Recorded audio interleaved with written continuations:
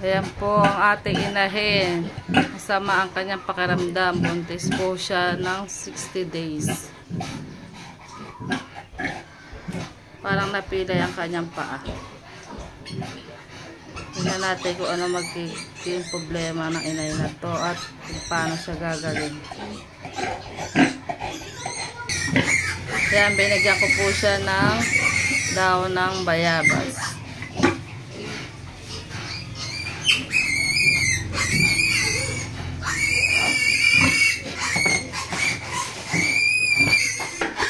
Tingnan natin kung may lagnat. Wala naman siya lagnat. Mama Pig, pagaling ka na.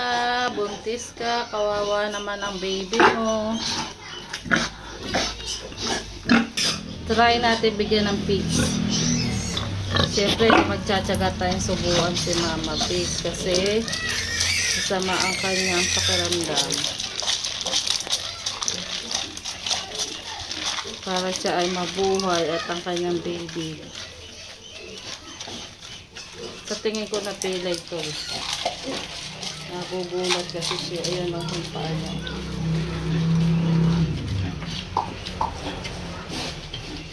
Ayan.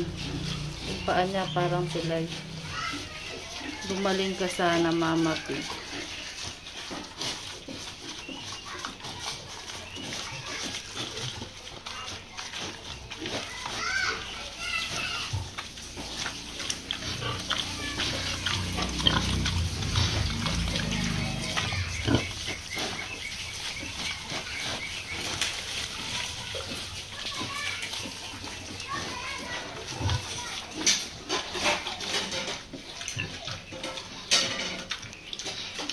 Obserbahan natin si Mama Pig.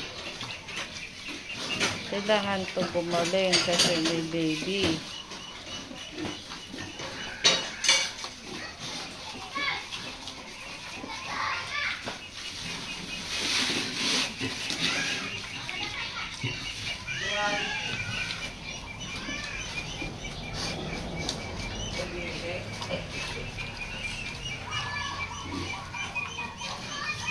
Hindi siya makatayo.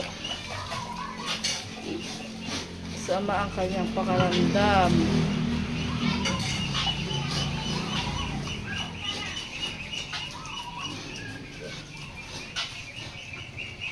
Yan o, kumakain naman eh. Nakakasurvive to, kumakain naman kasi siya.